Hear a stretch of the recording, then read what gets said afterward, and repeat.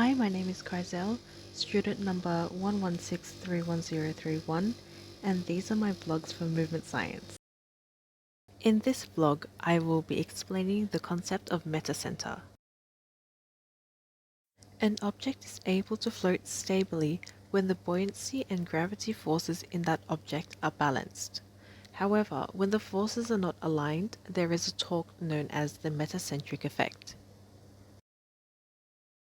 In the stick figure drawing, there is an upward buoyant force at the center of volume and a downward gravitational pull at the center of gravity. When the body rotates to cause a vertical alignment of the buoyant force and the weight, torque equals 0. In this vlog, I will explain the equation of drag and explain the two variables that could be used to make exercises harder. Drag is a resistive force and can be written out as Fd equals half CD rho APV squared, where Fd is the coefficient of drag, CD is the index of the body's ability to generate fluid resistance, rho is fluid density, AP is the projected surface area of the body orientated perpendicular to the fluid flow, and v is the relative velocity of the body with respect to the fluid. One of the variables that makes it harder to move through water is AP, the projected area of body orientated perpendicular to fluid flow. That is, the more that an area of body is covered or is in contact with the water, it makes it harder to move. Therefore, there's an increase in drag. An example of this is karate chopping a body of water. That'll be easier to do than slapping the water with an open palm. Another variable that makes it harder for exercises in the water is v, the relative velocity of the body with respect to the fluid. When there's an increase in the speed of movement in water, there will be an increase of drag. This makes movement harder. The variable is squared so that any changes to the velocity will increase the drag. An example of this is marching on land compared to marching in the water. So an aqua aerobics instructor may be standing at the side of the pool, marching at a tempo of left, left, left, right, left, left, whereas the participants in the water may not be able to keep up that tempo. Vlog 3 looks at using free body diagrams to show the force needed by the quads. The equation for torque can be written as torque equals force times distance, where the torque is the rotational force is the amount or the application of force, and the distance is the distance between the joint axis and the point of force application.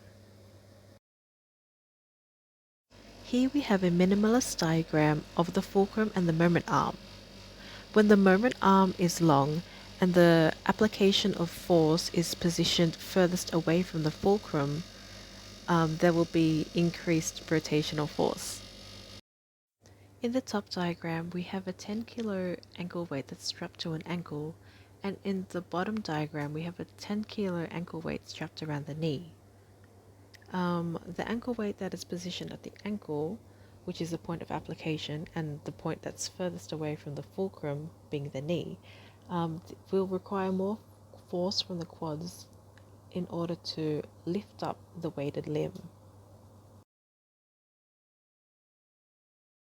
Vlog 4 looks at the pulleys in the human body. A pulley redirects a line of force, and below we have a single fixed pulley, which is an example of a first-class lever system. There are many anatomical pulleys in the body and are normally formed by bony prominences. Some examples are the lateral malleolus and the patella in the patellofemoral joint. The patella allows for the ease of knee extension due to an increased moment arm in the patellofemoral joint. An increased moment arm results in the ability to generate more torque. This allows for a constant moment arm for the full range of motion of the knee. If the patella is removed, there's an increase in the tibiofemoral joint contact force or compression and a decreased lever arm. This moment causes a reduction in the rotational force or torque.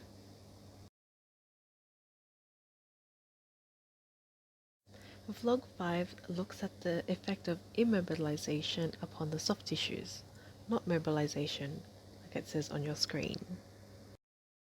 When a part of the body is immobilized, it remains in a fixed position. Therefore, it doesn't get to experience the effects of gravity or loading. As a result of this, there may be reduced strength, water content, collagen synthesis, and it might take longer to return to its state pre-injury. Collagen synthesis is reduced and there is a disorganization of the fibers. With reduced tensile forces, there is a reduced failure to load, elastic modulus and the stiffness, and an increased elongation at the failure load. The stress-strain curve is a good way to visualize the stress and the strain experienced by an immobilized tissue compared to a normal tissue.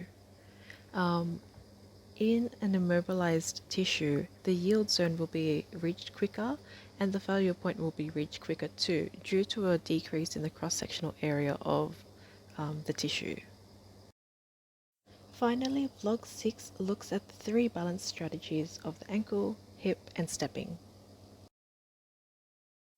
Ankle balance strategies are used for small perturbations or disturbances of motion applied to a body. There are slight shifts to keep the center of mass over the base of support. Hip balancing strategies are used when there are rapid and large disturbances of force applied to a body.